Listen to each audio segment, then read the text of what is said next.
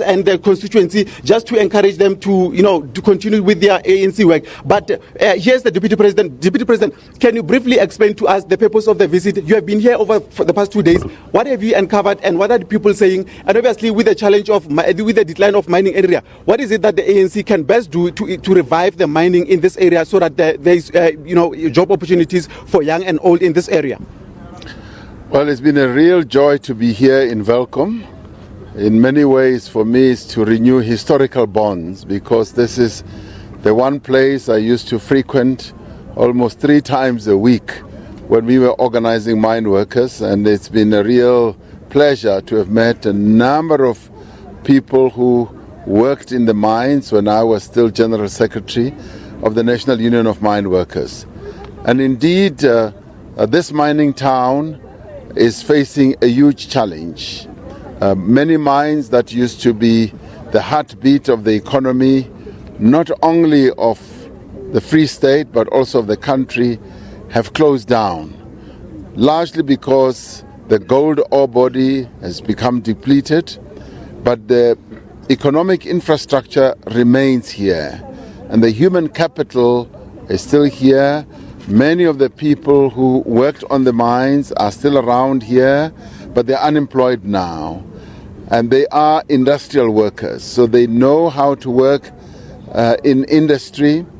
And what this town, and we've been talking with the leadership of the ANC as well as those who are in the local council, that what this town needs is to try and find ways of economic regeneration and of a diversified nature, and find other nodes of economic development. It could be in a number of areas like tourism, cargo handling, and a number of other areas that can be found. And possibly an economic special zone could reside here in this town, because it is centrally based as well. Already many surrounding towns use this as the hub.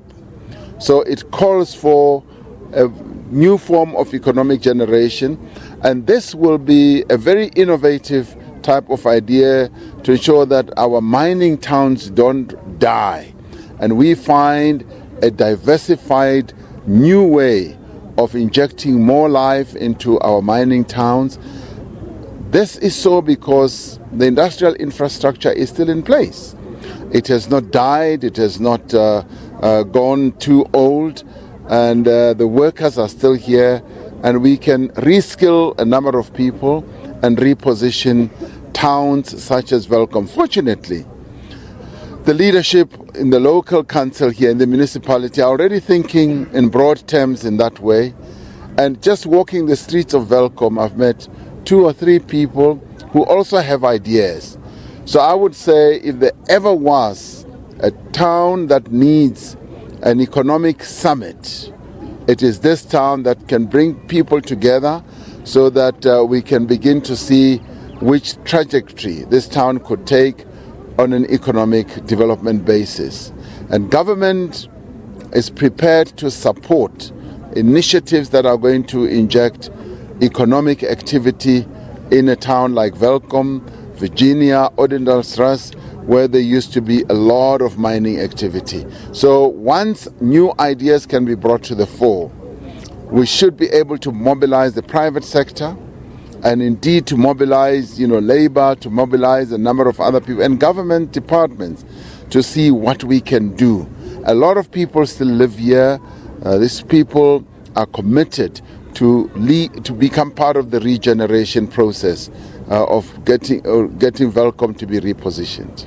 Now, Deputy President, we have heard over the past 4 or 5 years, the government is talking about resuscitating the railway lines. I mean, in your mining area, you'd find that there have been rails before where this whatever that has been extracted out of the earth is taken out through the railways. But they've been scaling down or non-existent of the railway line. The government is talking about resuscitating the railway lines here in the Free State, in the Northern Cape, in the iron ore, Sishen iron ore, that Saldanha line. When can we really see our rail and reducing the traffic on our roads, where we've got lots of trucks that end up, damaging our roads. When can we resuscitate the railway lines?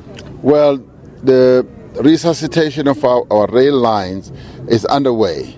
The Sishen-Saldanha one is already underway, and we're going to be looking at a number of other areas. You're absolutely right. We do need to take the huge trucks out of our roads and put wagons back on the rail lines that will carry ore and a number of other goods. So that is underway. It's part of our broad program that is set out in the National Development Plan. So we have a plan, and the plan leads us to 2030, and we will do all these things in a sequential manner, leading from one to the next one, to make sure that in the end we do have an economic architecture in our country that can deliver more jobs and to reduce the rate of unemployment in our country to 6% by 2030, where we will have created millions of jobs. Our objective as a government is to create more and more jobs. And as I've been going around, many people have been complaining about jobs. And we know that. We know that, and we are committed to doing precisely that, to increase the level of people who are working and reduce unemployment. By so doing, we will also be reducing poverty, and we will also be able to make a huge dent on inequality in our country. Well, there you have it. That's the Deputy President of the ANC, Mr. Cyril Ramaphosa, talking about what is supposed to be delivered. This week when we spoke to the ANC Secretary General, he spoke about the ANC not making promises but making commitments. I think for this year, for now, we can hear from the Deputy President, jobs are the issue. Wherever they go, the key question is jobs. And it's back to you in the studio.